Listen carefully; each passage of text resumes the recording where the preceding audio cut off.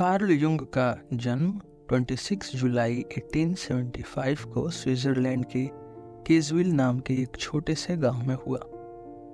उनका परिवार एक मिडिल क्लास क्रिश्चियन परिवार था और यहीं से उनके बचपन के पहले इन्फ्लुएंसेस आने लगे। युंग के पिता एक प्रोटेस्टेंट पास्टर थे जो स्ट्रिक्ट रिलीजियस वैल्यूज को फॉलो करते थे। उनके पिता का फेथ और स्पिरिचुअलिटी के प्रति कमिटमेंट कार्ल के विचारों को डीपली प्रभावित करता था, लेकिन ये उनके मन में कई बार कॉन्फ्लिक्ट भी क्रिएट करता। एक तरफ वो अपने पिता की बातों और रिलीजियस टीचिंग से जुड़े रहते और दूसरी तरफ वो अपने अंदर के कुछ सवालों और डाउट्स के साथ जूझते। ये कॉन्फ्लिक्टिंग एक्सपीरियंसेस उनके अंदर स्पिरिचुअलिटी और साइंटिफिक क्यूरियोसिटी का एक यूनिक मेल तैयार कर रहे थे। युंग की माँ भी उनके जीवन में एक बड़ा प्रभाव रही। उनकी माँ को भी स्पिरिचुअल और मिस्टिकल एक्सपीरियंसेस का गहरा लगाव था। कभी कभी उन्हें मूड स्विंग्स और अजीब एक्सपीरियंसेस होते जो यंग कार्ल के लिए इंट्रिगिंग और थोड़ा कंफ्यूजिंग भी थे। उनके बचपन में उन्हें अपने माता पिता के कंट्रास्टिंग नेचर का सामना करना पड़ा और इन्हीं एक्सपीरियंसेस ने उनके अंदर के साइकोलॉजिकल कॉन्फ्लिक्ट्स को और बढ़ा दिया। ये कंट्रास्ट और कॉम्प्लेक्सिटी उनके लेटर साइकोलॉजिकल थियरीज में भी उभर कर आए। उनका बचपन भी अलग अलग रिलीजियस और कल्चरल इन्फ्लुएंसेस से घिरा हुआ था।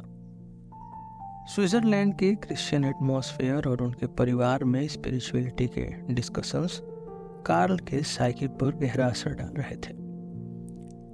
ये सब कुछ उनके अंदर एक डुअलिटी को पैदा कर रहा था। एक तरफ साइंस और रीजन का लॉजिक और दूसरी तरफ मिस्टिसिज्म और स्पिरिचुअलिटी की टीचिंग्स।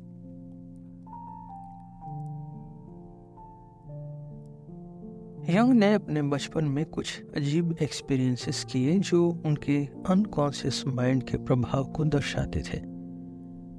ऐसा कहा जाता है कि एक दिन उन्होंने एक स्ट्रॉन्ग इंट्यूशन या इनर विजन एक्सपीरियंस किया जिसमें उन्हें अपने अंदर एक शैडो यानी परछाई का एहसास हुआ। ये उनके अर्ली अनकॉन्शियस माइंड के साथ इंटरेक्शन के कुछ मोमेंट्स थे जिसमें उन्होंने अपने साइकी के अनएक्सप्लोर्ड पार्ट्स को महसूस किया। ये सब कुछ युंग के अंदर एक अलग अवेयरनेस क्रिएट कर रहा था और यही एक्सपीरियंसेस बाद में उनके शैडो और अनकॉन्शियस के कॉन्सेप्ट्स के बीज बन गए। इन सब अर्ली एक्सपीरियंसेस ने युंग के अंदर एक अलग क्यूरियोसिटी और सेल्फ अवेयरनेस को जगाया जो उनके लाइफ लॉन्ग रिसर्च और थ्योरीज के बेस बने। ऐसे ही एक्सपीरियंसेस ने उनके अंदर के इमेजिनेशन और अनकॉन्शियस प्रोसेसेस के प्रति एक सीरियस इंक्लिनेशन पैदा किया।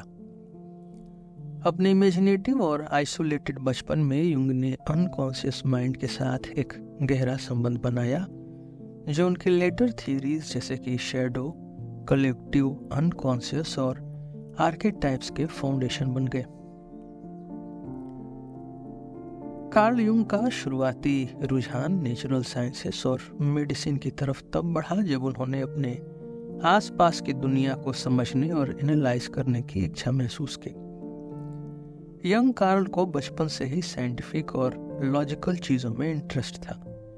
अपने स्कूल के दिनों में उन्होंने बायोलॉजिकल साइंसेस और एनाटॉमी के कॉन्सेप्ट्स को डीपली एक्सप्लोर करना शुरू किया। ये फैसिनेशन उनके कैरियर को शेप करने लगा और उन्होंने डिसाइड किया कि वो अपनी हायर एजुकेशन के लिए मेडिसिन का रास्ता अपनाएंगे।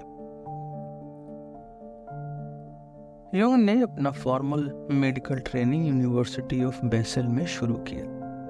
यहाँ उन्हें ह्यूमन माइंड और बॉडी के कॉम्प्लेक्स इंटरैक्शंस को समझने का मौका मिला। यूनिवर्सिटी के एकेडमिक एनवायरनमेंट और प्रोफेसर्स ने उनके लर्निंग प्रोसेस को डीपली इम्पैक्ट किया। बेसेल के क्लासरूम में उन्होंने फिजियोलॉजिकल और साइकोलॉजिकल साइंसेस के बेसिक्स को समझा और ह्यूमन बिहेवियर के अलग अलग एस्पेक्ट्स को साइंटिफिकली एनालाइज करने की स्किल्स डेवलप की। अपने इनिशियल स्टडीज के बाद युंग ज़ूरिक के बर्गोल्जी मेंटल हॉस्पिटल में अपनी साइकेट्रिक ट्रेनिंग के लिए गए, जहाँ का इन्वायरमेंट और एकेडमिक कल्चर उनके विचारों और थ्योरीज के डेवलपमेंट में एक बड़ा रोल निभाया। यहाँ पर यूजीन ब्यूलर जैसे साइकेट्रिस्ट से उनका इंटरेक्शन हुआ, जो उस वक्त के विचारशील और इन्फ्लुएंशियल मेंटर्स में से एक थे। ब्यूलर का सिजोफ्रेनिया और पर्सनालिटी डिसऑर्डर्स पर काम और deep psychological insights Carl Jung के एकेडमिक और प्रैक्टिकल नॉलेज को इन्हेंस कर रहे थे। ब्यूलर के साथ काम करते हुए युंग ने मेंटल इलनेसेस को और उनके कॉम्प्लेक्स स्ट्रक्चर्स को डीपली समझना शुरू किया। इसी दौरान युंग को सिगमंड फ्रॉयड के काम का इंट्रोडक्शन मिला। फ्रॉयड के साइको एनालिसिस और अनकॉन्शियस माइंड के कॉन्सेप्ट्स ने उनके इंटरेस्ट को और भी गहरा कर दिया। फ्रॉयड ने ह्यूमन माइंड को जो सिस्टमेटिक और स्ट्रक्चर्ड अप्रोच से अब एक्सप्लेन किया था, उसने युंग को डीपली इंस्पायर किया। फ्रॉयड और युंग का इनडायरेक्ट कनेक्शन यहीं से शुरू हुआ, जिसे बाद में एक स्ट्रॉन्ग कोलैबोरेशन और इंटेलेक्चुअल पार्टनरशिप का रूप मिला। युंग का एक significant contribution word association test का डेवलपमेंट था। इस टेस्ट में एक व्यक्ति को कुछ स्पेसिफिक वर्ड्स दिए जाते थे और उनके रिस्पॉन्सेस को रिकॉर्ड किया जाता था।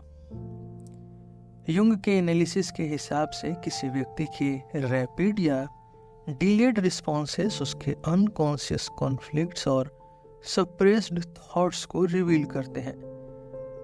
इस टेस्ट ने साइकियाट्री में एक नया एक्सपेरिमेंटल डायमेंशन ऐड किया और मेंटल डिसऑर्डर्स के एनालिसिस में एक इफेक्टिव टूल बन गया। वर्ड एसोसिएशन टेस्ट का ये एक्सपेरिमेंट अनकॉन्शियस माइंड के डीपर इनसाइट्स और पर्सनल कॉम्प्लेक्सेस को एक्सप्लोर करने में काम आया। यह टेस्ट यंग के एकेडमिक और साइकोलॉजिकल एक्सप्लोरेशन का एक प्रैक्टिकल एप्लीकेशन था, जो उनके आगे के थियरीज और एनालिसिस को सपोर्ट कर रहा था।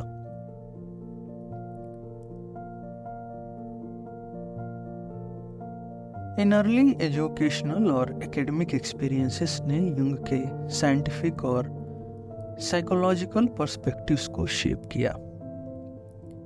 युंग का इंटरेस्ट अब सिर्फ बायोलॉजिकल या मेडिकल कॉन्सेप्ट्स तक सीमित नहीं रहा, बल्कि उनका फोकस ह्यूमन साइकी और उसके अनकॉन्शियस डायमेंशंस की तरफ भी शिफ्ट हो गया। यहीं पर उन्होंने साइंटिफिक ऑब्जेक्टिविटी और साइकोलॉजिकल डेप्थ का कॉम्बिनेशन डेवलप किया, जो उनकी लेटर थियरीज का एक इम्पॉर्टेंट फाउंडेशन बना। कार्ल यंग और सिगमंड फ्रॉयड के बीच की मुलाकात एक अहम मोड़ थी दोनों के एकेडमिक और प्रोफेशनल सफर में। फ्रॉयड को उस वक्त साइको एनालिसिस के फादर के रूप में देखा जाता था और उनका फोकस ह्यूमन माइंड के अनकॉन्शियस एस्पेक्ट्स और सेक्सुअल ड्राइव्स पर था। यंग उनके काम और साइको एनालिसिस के यूनिक कॉन्सेप्ट से डीपली प्रभावित थे, लेकिन उनकी अपने भी कुछ क्वेश्चंस और डाउट्स थे जो वो एक्सप्लोर करना चाहते थे। उनकी पहली मुलाकात 1907 में हुई और ये मुलाकात सीधे 13 घंटे तक चलती रही। ये मीटिंग सिर्फ एक कन्वर्सेशन नहीं थी, एक इंटेलेक्चुअल बॉन्ड और शेयर्ड क्यूरियोसिटी का प्रारंभ था। फ्रॉयड और यंग एक दूसरे के आइडियाज को रिस्पेक्ट करते थे और उनके बीच एक म्यूचुअल एडमिरेशन का रिश्ता था। फ्रॉयड ने भी यंग के फ्रेश पर्सपेक्टिव्स को सराहा और उन्हें अपने क्राउन प्रिंस के रूप में देखा, जो साइको एनालिटिक थियरी को आगे बढ़ा सकता था। फ्रॉयड और यंग की दोस्ती के दौरान उन्होंने ह्यूमन साइकी के एक्सप्लोरेशन पर मिलकर काम किया। फ्रॉयड का मानना था कि ह्यूमन बिहेवियर का मेजर पार्ट अनकॉन्शियस माइंड और सेक्सुअल अर्जेस या लिबिडो द्वारा ड्राइव होता है। फ्रॉयड के लिए लिबिडो या सेक्सुअल ड्राइव एक प्राइमल फोर्स थी जो इंसान के इमोशनल और साइकोलॉजिकल डेवलपमेंट को गाइड करती थी। यंग ने इनिशियली इन आइडियाज को एक्सेप्ट किया, लेकिन कुछ समय बाद उन्होंने लिबिडो और अनकॉन्शियस के कॉन्सेप्ट्स को और भी बड़े तरीके से देखना शुरू किया। यंग का मानना था कि लिबिडो सिर्फ सेक्सुअल एनर्जी तक सीमित नहीं है, बल्कि ये एक जनरल लाइफ फोर्स है जो हर इंसान के साइकोलॉजिकल ग्रोथ और क्रिएटिविटी को ड्राइव करती है। इस रीइंटरप्रिटेशन के कारण युंग और फ्रॉयड के बीच विचार विभिन्नता बढ़ने लगी। फ्रॉयड के नजरिए में सेक्सुअल एनर्जी और रिप्रेस्ड डिजायर्स सेंट्रल थे, जबकि युंग का विजन ज्यादा स्पिरिचुअल और मिस्टिकल एस्पेक्ट्स को भी इंक्लूड करता था। युंग का मानना था कि ह्यूमन साइकी में एक डीपर स्पिरिचुअल डायमेंशन भी है जो सिर्फ बायोलॉजिकल या सेक्सुअल अर्जेस से ऑपरेट नहीं होता। फ्रॉयड और युंग के बीच दूसरा मेजर डिफरेंस इडिपस कॉम्प्लेक्स और कलेक्टिव अनकॉन्शियस के कॉन्सेप्ट्स पर था। फ्रॉयड का इडिपस कॉम्प्लेक्स थियरी ये कहती है कि हर चाइल्ड के माइंड में अपने ऑपोजिट सेक्स पेरेंट के लिए एक अनकॉन्शियस अट्रैक्शन होता है और सेम सेक्स पेरेंट के लिए राइवलरी। यंग ने इस कॉन्सेप्ट को यूनिवर्सल या हर कल्चर के लिए एप्लीकेबल नहीं माना। युंग का विचार था कि इंसान के साइकी में कुछ यूनिवर्सल सिंबल्स और आर्केटाइप्स होते हैं जो कल्चरल और एंसेस्ट्रल एक्सपीरियंसेस का नतीजा होते हैं। उन्होंने अपना कलेक्टिव अनकॉन्शियस का कॉन्सेप्ट प्रपोज किया जो इस बात पर आधारित था कि सभी इंसान अपने अनकॉन्शियस माइंड में कुछ कॉमन आर्केटाइप्स और मेमोरीज कैरी करते हैं। इन फिलोसॉफिकल डिफरेंसेस के कारण फ्रॉयड और यंग के बीच दूरियां बढ़ने लगी। फ्रॉयड एक सिस्टमेटिक साइंस ओरिएंटेड अप्रोच को मानते थे, जबकि यंग अपने थ्योरेटिकल एक्सप्लोरेशन में स्पिरिचुअलिटी और मेटाफिजिकल कॉन्सेप्ट्स को भी शामिल करना चाहते थे। ये आइडियोलॉजिकल डिफरेंसेस एक जगह पर आकर इतने बड़े हो गए कि उनकी दोस्ती और पार्टनरशिप टूट गई। यंग ने फ्रॉयड के शैडो से निकलकर अपना अलग पाथ चूज किया और इस अलग दिशा में उन्होंने अपने थियरीज और कॉन्सेप्ट्स को और भी एक्सप्लोर किया। फ्रॉयड और यंग की इस ब्रेक का यंग के काम पर एक बड़ा इन्फ्लुएंस रहा। उन्होंने अपने कॉन्सेप्ट्स को साइको एनालिसिस के ट्रेडिशनल फ्रेमवर्क से निकालकर एक अलग फिलोसॉफिकल और एनालिटिकल साइकोलॉजी के रूप में विकसित किया। फ्रॉयड से अलग होने के बाद युंग अपने एक्सप्लोरेशन में और भी इंडिपेंडेंट हो गए और यही उनकी एनालिटिकल साइकोलॉजी की शुरुआत थी, जो उनके कैरियर और थियरीज का एक नया चैप्टर बना। कार्ल युंग और सिगमंड फ्रॉयड के बीच जो फिलोसॉफिकल डिफरेंसेस थे वही उनकी दोस्ती के अंत का कारण बने। फ्रॉयड का फोकस साइको एनालिसिस पर था, जो प्राइमरली अनकॉन्शियस माइंड और रिप्रेस्ड डिजायर्स, खासकर सेक्सुअल अर्जेस पर बेस्ड था। फ्रॉयड के नजरिए में ह्यूमन बिहेवियर का मूल कारण सेक्सुअल ड्राइव्स और उनका रिप्रेशन था, लेकिन यंग के विचार साइको एनालिसिस के इस लिमिटेड फ्रेमवर्क में फिट नहीं होते थे। उनका मानना था कि ह्यूमन साइकी सेक्सुअल अर्जेस के अलावा भी काफी कुछ एक्सप्लोर कर सकती है। युंग का विजन इससे ज्यादा वास्ट और स्पिरिचुअल था। उनका यह मानना था कि साइकी में एक यूनिवर्सल डायमेंशन भी होता है जिसे वो कलेक्टिव अनकॉन्शियस कहते हैं। युंग के हिसाब से ये अनकॉन्शियस माइंड हर इंसान के शेयर्ड कल्चरल और एंसेस्ट्रल एक्सपीरियंसेस को अपने अंदर समेटता है।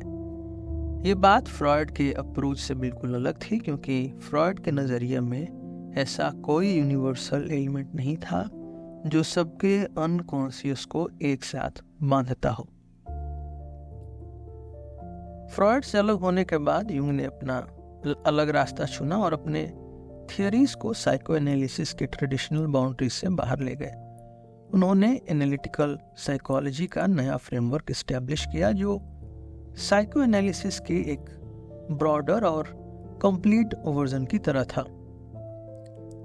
एनालिटिकल साइकोलॉजी के माध्यम से यूंग ने इंसान के कॉन्शियस और अनकॉन्शियस माइंड के डीपर कनेक्शंस और पर्सनल डेवलपमेंट के अलग डायमेंशंस को एक्सप्लोर किया। यहाँ यूंग का फोकस सिर्फ मेंटल इलनेस या रिप्रेस्ड डिजायर्स तक सीमित नहीं था, बल्कि उनका ध्यान कल्चरल ग्रोथ, स्पिरिचुअल इवोल्यूशन और पर्सनल ट्रांसफॉर्मेशन पर भी था। एनालिटिकल साइकोलॉजी के कोर प्रिंसिपल्स में 3 प्राइमरी लेयर्स हैं: कॉन्शियस माइंड, पर्सनल अनकॉन्शियस और कलेक्टिव अनकॉन्शियस। कॉन्शियस माइंड वो है जिसे इंसान एक्टिवली एक्सपीरियंस करता है, यानी जो इंसान को अपने डेली लाइफ में दिखाई और महसूस होता हो। पर्सनल अनकॉन्शियस वो हिडन मेमोरीज और एक्सपीरियंसेस हैं जो एक व्यक्ति ने अपने जीवन में एक्सपीरियंस किए हैं लेकिन कॉन्शियसली याद नहीं है, जैसे रिप्रेस्ड थॉट्स और फॉरगॉटन एक्सपीरियंसेस। और फाइनली कलेक्टिव अनकॉन्शियस वो डीपेस्ट लेयर हैं जो सभी इंसानों के शेयर्ड एंसेस्ट्रल मेमोरीज और यूनिवर्सल सिंबल्स को अपने अंदर समेटते हैं। यूंग के हिसाब से ये कलेक्टिव अनकॉन्शियस यूनिवर्सल पैटर्न्स और इमेजेस या आर्केटाइप्स के रूप में दिखाई देते हैं। फ्रॉइड और यूंग के अप्रोचेस में एक और मेजर डिफरेंस ये था कि फ्रॉइड का नजरिया ज्यादा साइंटिफिक और मटेरियलिस्टिक था, जबकि यूंग का ओरिएंटेशन स्पिरिचुअल और मिस्टिकल था। यूंग के लिए साइकी सिर्फ एक बायोलॉजिकल एंटिटी नहीं थी, उनके लिए ये एक इवॉल्विंग फोर्स थी जो इंडिविजुअल के अलावा समस्त मैनकाइंड के ग्रोथ और ट्रांसफॉर्मेशन से जुड़ी थी। ये अप्रोच यूंग के थियरीज को ब्रॉडर कल्चरल और फिलोसॉफिकल कॉन्टेक्स्ट में डाल देती है और उनके कॉन्सेप्ट्स को पर्सनल और कलेक्टिव ग्रोथ के पर्सपेक्टिव से देखती है। कार्ल यूंग का कलेक्टिव अनकॉन्शियस का कॉन्सेप्ट उनके थ्योरेटिकल फ्रेमवर्क का एक सेंट्रल हिस्सा है। कलेक्टिव अनकॉन्शियस एक ऐसी अनकॉन्शियस माइंड की लेयर है जो हर इंसान के अंदर होती है और उसमें कुछ यूनिवर्सल मेमोरीज और सिंबल्स शामिल होते हैं। ये पर्सनल अनकॉन्शियस से अलग है। पर्सनल अनकॉन्शियस वो रिप्रेस्ड थॉट्स और एक्सपीरियंसेस हैं जो इंडिविजुअल के अपने जीवन से जुड़े होते हैं, लेकिन कलेक्टिव अनकॉन्शियस उन सिंबल्स और आर्केटाइप्स का संग्रह है, कलेक्शन है जो हर कल्चर और समाज में पाया जाता है और जो ह्यूमन साइकी का एक इनहेरिटेड हिस्सा है।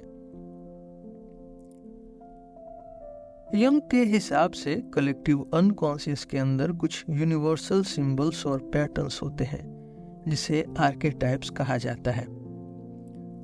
इन आर्केटाइप्स का प्रभाव हर इंसान के विचारों, इमोशंस और बिहेवियर पर होता है।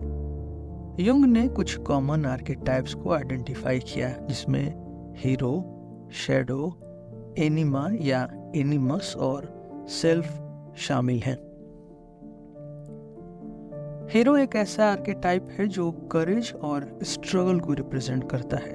हर कल्चर में हीरो की कहानियां पाई जाती हैं जिसमें एक व्यक्ति एडवर्सिटी का सामना करके अपने गोल्स अचीव करता है। शैडो वो रिप्रेस्ड और सप्रेस्ड क्वालिटीज हैं जो एक इंसान अपने कॉन्शियस माइंड में एक्सेप्ट नहीं करता। ये पर्सनालिटी के ऐसे एस्पेक्ट्स होते हैं जो सोशली अनएक्सेप्टेबल या अनडिजायरेबल माने जाते हैं। एनिमा और एनिमस वो फेमिनिन और मैस्कुलिन क्वालिटीज हैं जो हर व्यक्ति के अनकॉन्शियस में होती हैं। एनिमा एक पुरुष में उसके फेमिनिन एस्पेक्ट्स को दर्शाता है, जबकि एनिमस एक औरत के अनकॉन्शियस में उसके मैस्कुलिन क्वालिटीज को रिप्रेजेंट करता है। सेल्फ एक व्यक्ति के पूरे साइकी का सेंटर है, जो इंटीग्रेशन और इंडिविजुएशन का गोल है। सेल्फ का आर्केटाइप उस जर्नी को दर्शाता है जिसमें एक व्यक्ति अपने कॉन्शियस और अनकॉन्शियस एस्पेक्ट्स को हार्मोनाइज करता है। यूंग का ये मानना था कि माइथोलॉजी और फोकलोर के अंदर ये आर्केटाइप्स बार बार दिखाई देते हैं, चाहे वो किसी भी समाज या कल्चर का हिस्सा हो। जैसे कि ग्रीक माइथोलॉजी का हीरो हरकुलस या हिंदू माइथोलॉजी के राम, ये सब आर्केटाइप्स के एग्जाम्पल्स हैं जो हर कल्चर में यूनिवर्सल फॉर्म में मिलते हैं। ये आर्केटाइप्स इंसान की कलेक्टिव मेमोरी और कल्चर का हिस्सा हैं जो कई जेनरेशन तक ट्रांसफर होते हैं। कलेक्टिव अनकॉन्शियस और आर्केटाइप्स का संबंध इंसानी साइकी के इवोल्यूशनरी डेवलपमेंट से भी है। यूंग के हिसाब से हर इंसान के अनकॉन्शियस में ये सिंबल्स और मेमोरीज हैं जो पुराने समय से इनहेरिटेड हैं और आज भी हमारे विचारों और बिहेवियर्स को गाइड करते हैं। यूंग का इंडिविजुएशन एक ऐसा प्रोसेस है जिसमें एक व्यक्ति अपने कॉन्शियस और अनकॉन्शियस एस्पेक्ट्स को इंटीग्रेट करके अपने सेल्फ को अचीव करता है। ये एक ट्रांसफॉर्मेशन और सेल्फ डिस्कवरी का सफर है जो ह्यूमन डेवलपमेंट में एक अहम भूमिका निभाता है। इंडिविजुएशन के दौरान एक व्यक्ति अपने साइकी के अलग अलग एस्पेक्ट्स को एक्सेप्ट और इंटीग्रेट करता है, जिससे उसके पर्सनल ग्रोथ और मैच्योरिटी में मदद मिलती है। इंडिविजुएशन एक लेयर्ड प्रोसेस है जिसमें अलग अलग स्टेजेस शामिल हैं। सबसे पहले एक व्यक्ति को अपने शैडो सेल्फ का सामना करना पड़ता है और उसके रिप्रेस्ड एस्पेक्ट्स को एक्सेप्ट करना पड़ता है। ये इंटीग्रेशन के लिए ज़रूरी है क्योंकि जब तक एक व्यक्ति अपने अनकॉन्शियस एस्पेक्ट्स को नहीं समझता तब तक वो अपने पूरे सेल्फ को अचीव नहीं कर सकता। इसके बाद एनिमा या एनिमस का इंटीग्रेशन आता है जिसमें एक व्यक्ति अपने अनकॉन्शियस मैस्कुलिन या फेमिनाइन क्वालिटीज को एक्सेप्ट करता है। ये एक्सेप्टेंस उसके पर्सनालिटी को बैलेंस और कंप्लीटनेस की ओर ले जाता है। इंडिविजुएशन का फाइनल गोल है अपने सेल्फ को पाना और पूरी साइकी को एक कंप्लीट और हार्मोनियस स्टेट में लाना। एक ऐसा स्टेज है जहां एक व्यक्ति अपने अनकॉन्शियस और कॉन्शियस माइंड के बीच एक हेल्दी कनेक्शन एस्टेब्लिश करता है और यही स्टेज उसके लाइफ के स्पिरिचुअल और साइकोलॉजिकल ग्रोथ में मददगार होता है। यूंग के पर्सनालिटी टाइप्स और साइकोलॉजिकल टाइपोलॉजी के कॉन्सेप्ट से ये समझना आसान होता है कि कैसे लोग अलग अलग तरीके से सोचते और बिहेव करते हैं। यंग ने ह्यूमन पर्सनालिटी को दो प्राइमरी ओरिएंटेशंस में डिवाइड किया, इंट्रोवर्जन और एक्सट्रोवर्जन। इंट्रोवर्ट्स वो होते हैं जो अपने इनर थॉट्स और फीलिंग्स पर ज्यादा फोकस करते हैं, जबकि एक्सट्रोवर्ट्स वो होते हैं जो अपने आउटर वर्ल्ड और इंटरैक्शंस में ज्यादा इन्वॉल्व होते हैं। यंग का कहना था कि ये दो टेंडेंसीज इंसान के पर्सनैलिटी और उनके बिहेवियर के प्रमुख गाइडिंग फोर्सेस हैं। पर्सनालिटी के फर्दर ब्रेकडाउन के लिए यंग ने 4 साइकोलॉजिकल फंक्शंस आइडेंटिफाई किए: थिंकिंग, फीलिंग, सेंसिंग और इंट्यूशन। थिंकिंग और फीलिंग फंक्शंस का रिलेशन डिसीजन मेकिंग और जजमेंट के साथ होता है, जबकि सेंसिंग और इंट्यूशन परसेप्शन और इंफॉर्मेशन गैदरिंग के मेथड्स को रिप्रेजेंट करते हैं। इन पर्सनालिटी टाइप्स के कॉम्बिनेशन से यंग ने एक सिस्टमेटिक टाइपोलॉजी डेवलप की जो later on Myers Briggs type indicator यानी MBTI में भी इवॉल्व हुई। MBTI एक पर्सनैलिटी असेसमेंट टूल है जो यंग के थियरीज पर आधारित है और आज कैरियर काउंसलिंग और पर्सनल डेवलपमेंट के फील्ड में भी यूज होती है। यंग का शैडो एक ऐसा कॉन्सेप्ट है जो इंसान के अनकॉन्शियस में रिप्रेस्ड क्वालिटीज और अनएक्सेप्टेबल एस्पेक्ट्स को सिग्निफाई करता है।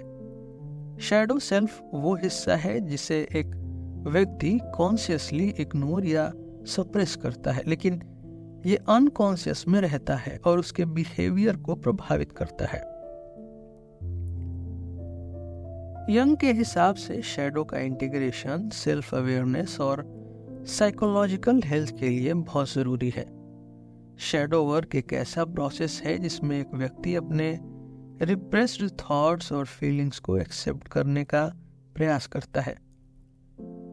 यह प्रोसेस एक व्यक्ति के इंटरनल कॉन्फ्लिक्ट्स और सप्रेस्ड इमोशंस को रिलीज करने में मददगार होता है। शैडो को एक्सेप्ट करके एक व्यक्ति अपने अंदर के हिडन एस्पेक्ट्स को इंटीग्रेट कर सकता है, जो उसके ओवरऑल वेल बीइंग और सेल्फ अवेयरनेस के लिए जरूरी है। यंग का मानना था कि शैडो वर्क के बिना इंडिविजुएशन या अपने ट्रू सेल्फ तक पहुंच पाना मुश्किल है। शैडो के इंटीग्रेशन से एक व्यक्ति अपने अनकॉन्शियस में छिपे हुए कॉम्प्लेक्सेस और फियर्स को समझ सकता है और अपने साइकी में एक बैलेंस और होलनेस इस्टेब्लिश कर सकता है। कार्ल युंग का मानना था कि सिंबल्स और मिथ्स यानी मैथोलॉजी ह्यूमन साइकी को समझने में एक अहम रोल निभाते हैं। उनके विचार में सिंबल्स वो पावरफुल इमेजेस और पैटर्न्स होते हैं जो हमारे अनकॉन्शियस माइंड के साथ जुड़े होते हैं और कलेक्टिव अनकॉन्शियस के यूनिवर्सल एस्पेक्ट्स को रिप्रेजेंट करते हैं। सिंबल्स का प्रभाव सिर्फ इंडिविजुअल तक सीमित नहीं होता, ये कलेक्टिव अनकॉन्शियस का हिस्सा होते हैं और अलग अलग कल्चर्स और सोसाइटीज में सिमिलर मीनिंग्स के साथ उभरते हैं। ये कलेक्टिव अनकॉन्शियस और मैथोलॉजी के बीच का कनेक्शन दर्शाते हैं, जिसमें यूनिवर्सल आइडियाज और सिंबल्स बार बार प्रकट होते हैं, चाहे वो किसी भी समाज का हिस्सा हो। यंग का मानना था कि सिंबल्स के माध्यम से एक व्यक्ति अपने अनकॉन्शियस माइंड के डीपर लेवल्स तक पहुंच सकता है। जैसे हम अपने डेली लाइफ में कुछ इमेजेस और पैटर्न्स देखते हैं जो हमें डायरेक्टली समझ नहीं आते, लेकिन उनके अंदर कुछ ऐसे मीनिंग्स होते हैं जो हमें इंट्यूटिवली समझ आते हैं। ये सिंबल्स अनकॉन्शियस के हिडन पार्ट्स को एक्सेस करने का एक तरीका है और ये एक इमोशनल और साइकोलॉजिकल रिस्पॉन्स को ट्रिगर कर सकते हैं जो व्यक्ति के अंदर ऑलरेडी मौजूद है।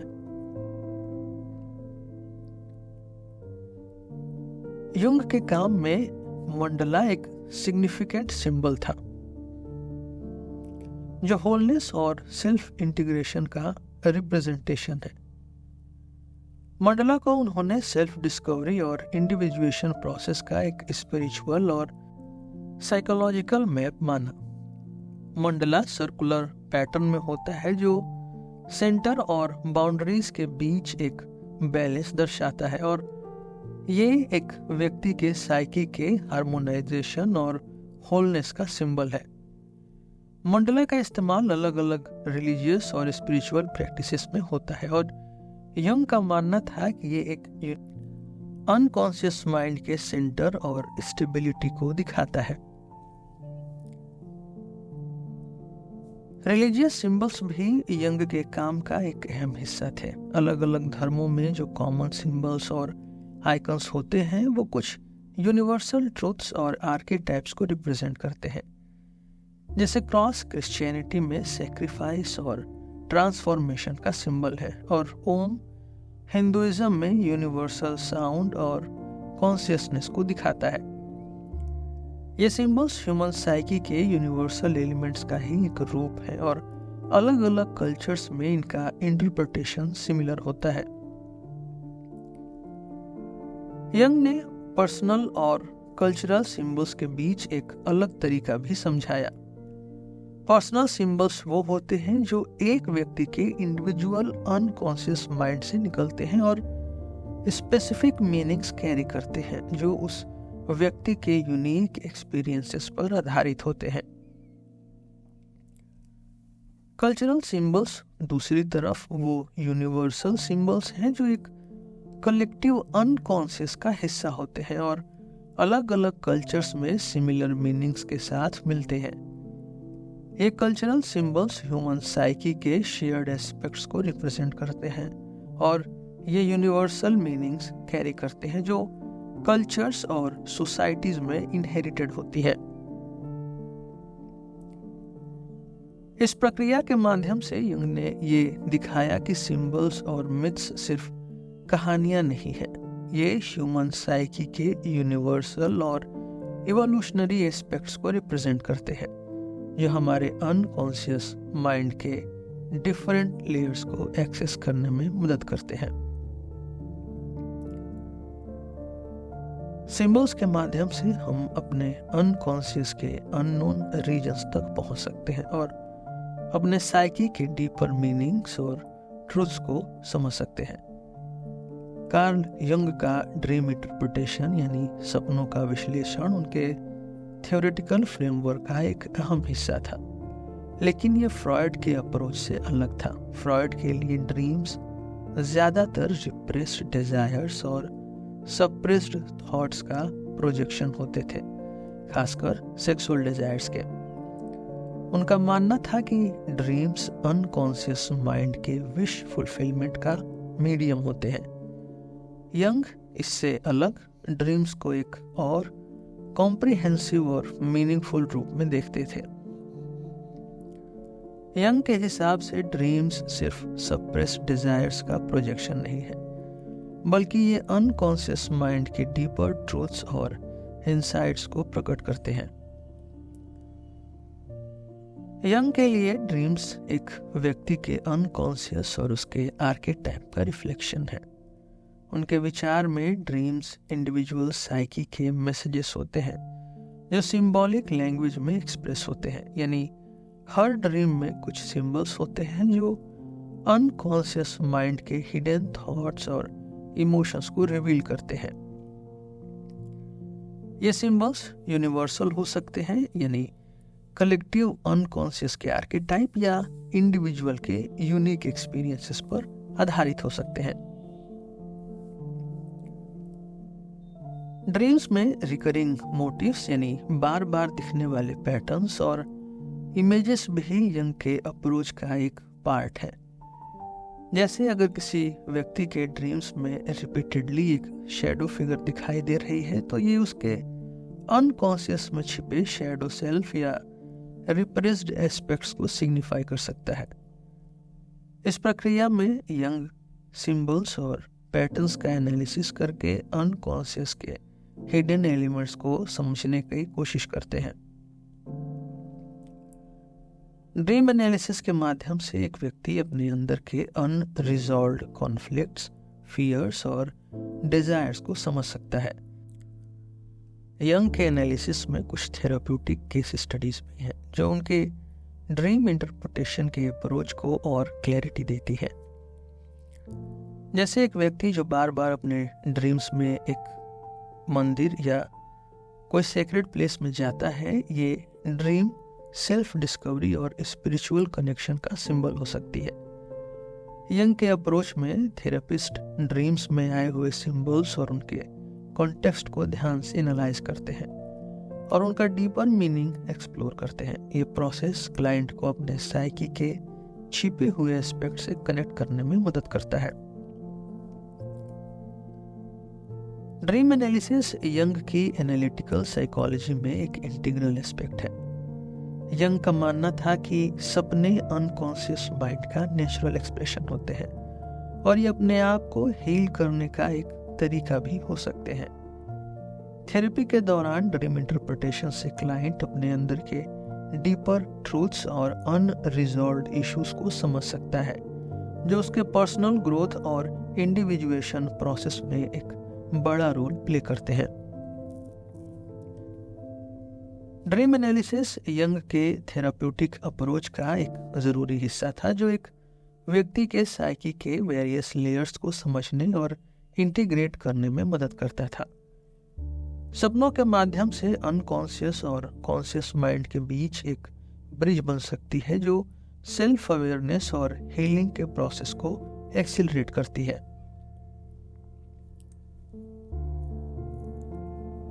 कार्ल यंग का स्पिरिचुअलिटी और रिलीजन के प्रति विचार उनके साइकोलॉजिकल थियरीज का एक इंटीग्रल हिस्सा था। यंग का यह विश्वास था कि इंसान के साइकी में एक स्पिरिचुअल डायमेंशन होता है, जो उसके ओवरऑल डेवलपमेंट और ग्रोथ के लिए जरूरी है। यंग के लिए स्पिरिचुअलिटी सिर्फ एक रिलीजियस प्रैक्टिस नहीं थी, बल्कि एक ऐसी जर्नी थी जो इंसान के अनकॉन्शियस माइंड और इनर सेल्फ को समझने में मददगार थी। उन्होंने देखा कि स्पिरिचुअल एक्सपीरियंसेस इंसान के साइकी को बैलेंस और होलनेस की तरफ ले जाते हैं, और ये एक्सपीरियंसेस अनकॉन्शियस माइंड के सिंबल्स और आर्केटाइप्स के माध्यम से एक्सप्रेस होते हैं। यंग का ईस्टर्न फिलॉसफी और प्रैक्टिसेस के प्रति भी गहरा लगाव था। उन्होंने मेडिटेशन और योगिक प्रैक्टिसेस को एक्सप्लोर किया, क्योंकि उनके हिसाब से ये प्रैक्टिसेस इंसान को अपने अनकॉन्शियस माइंड के डीपर लेवल्स तक ले जाती हैं। ईस्टर्न फिलॉसफी, खासकर हिंदुइज्म और बुद्धिज्म, ने यंग के स्पिरिचुअलिटी के कॉन्सेप्ट को इन्फ्लुएंस किया। मेडिटेशन और ध्यान के माध्यम से इंसान अपने इनर सेल्फ को कनेक्ट कर सकता है और अपने अनकॉन्शियस को समझ सकता है। यंग के हिसाब से ये स्पिरिचुअल प्रैक्टिसेस इंडिविजुएशन प्रोसेस के लिए भी इम्पोर्टेंट है, क्योंकि ये एक व्यक्ति के कॉन्शियस और अनकॉन्शियस के बीच एक कनेक्शन एस्टेब्लिश करते हैं। कार्ल यंग के कंट्रीब्यूशंस ने मॉडर्न साइकोलॉजी और कल्चर पर गहरा प्रभाव डाला है। उनकी थ्योरीज न सिर्फ थेराप्यूटिक और काउंसलिंग प्रैक्टिसेस में, बल्कि आर्ट, लिटरेचर, सिनेमा और सेल्फ इम्प्रूवमेंट के फील्ड में भी अपनी एक स्पेशल प्लेस बना चुकी है। यंग का अप्रोच एक कंप्लीट और इंटीग्रेटिव तरीके से ह्यूमन साइकी को समझने पर आधारित है, जिसमें कॉन्शियस और अनकॉन्शियस माइंड के बीच एक डीपर कनेक्शन बनाया जाता है।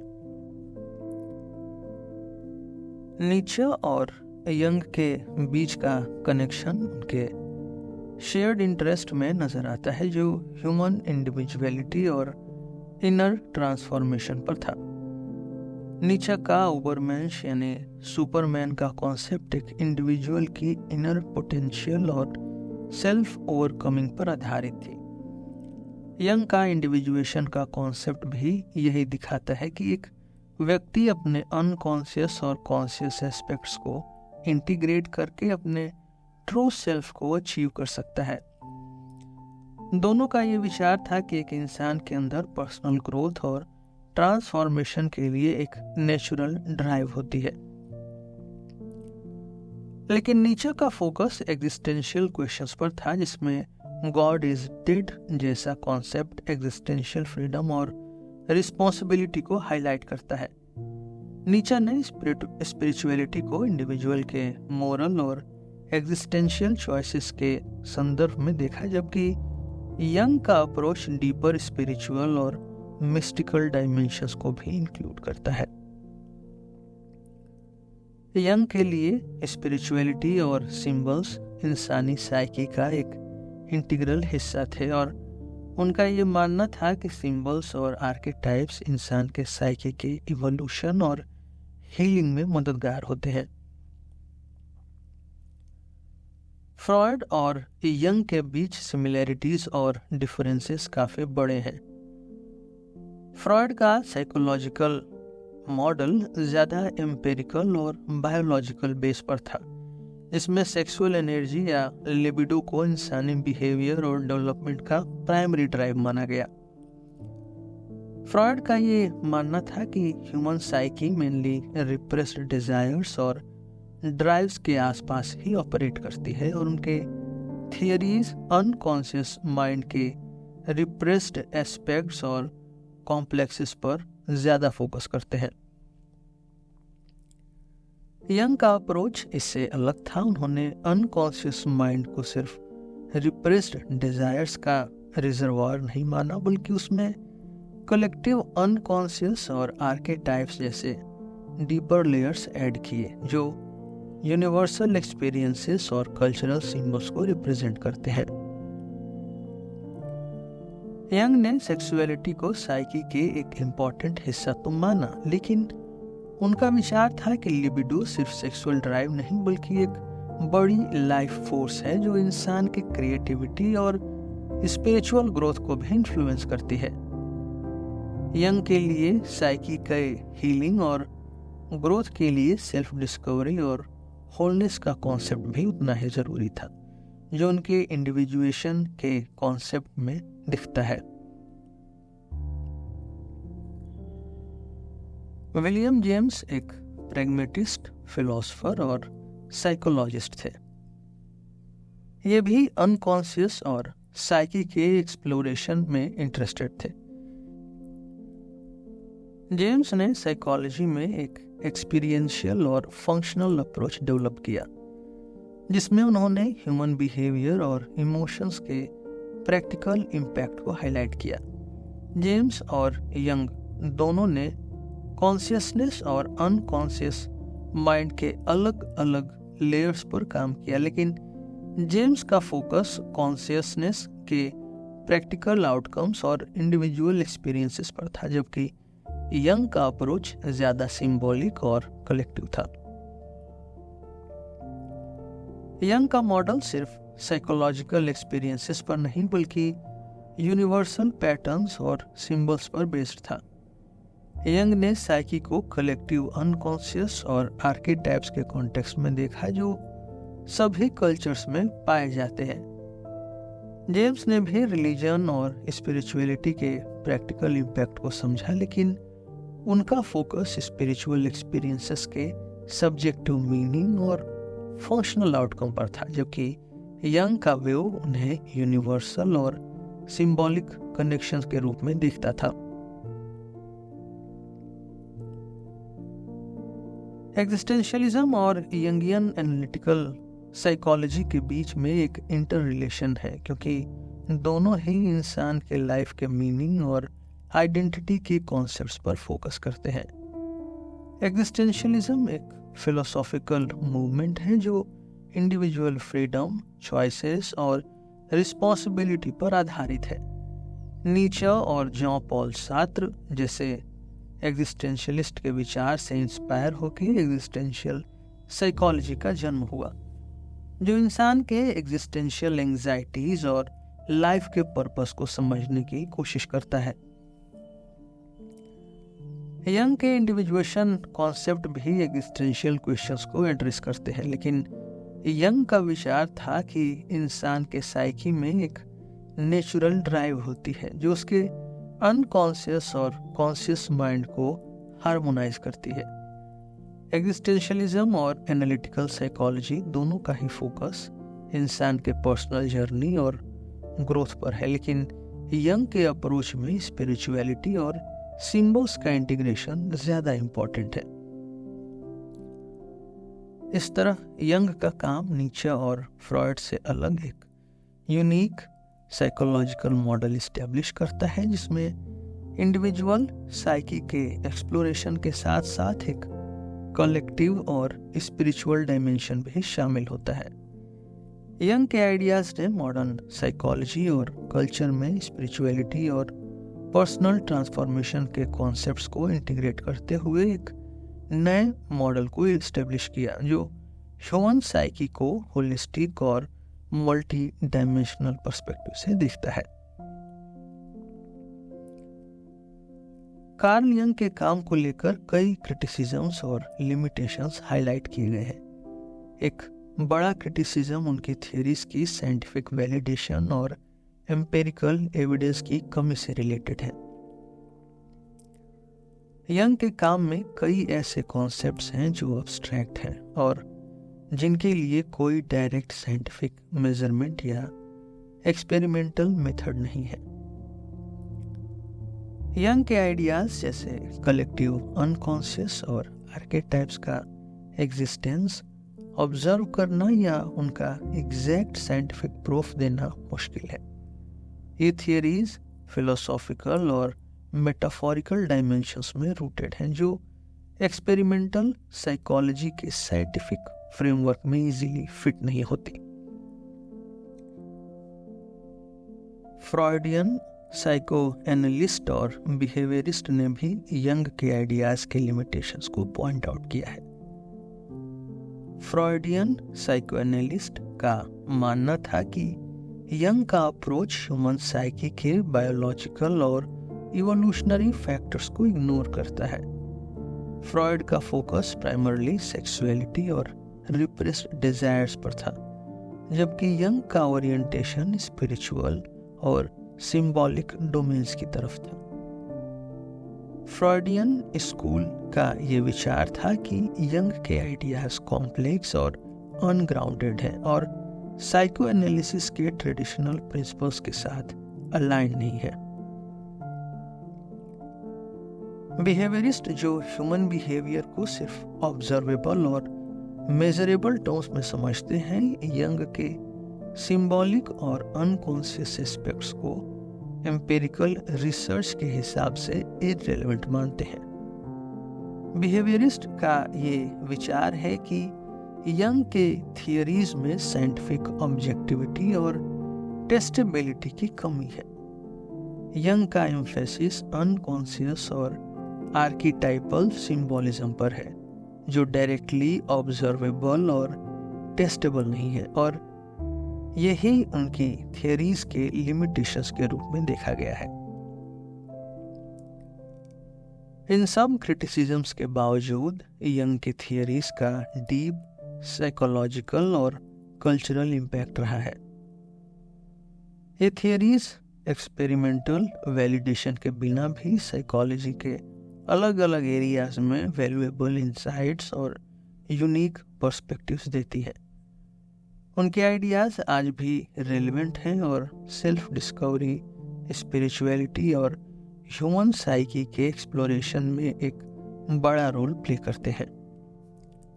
आज के लिए बस इतना ही, और फिर मिलेंगे आपसे एक नए एपिसोड में एक नए टॉपिक के साथ।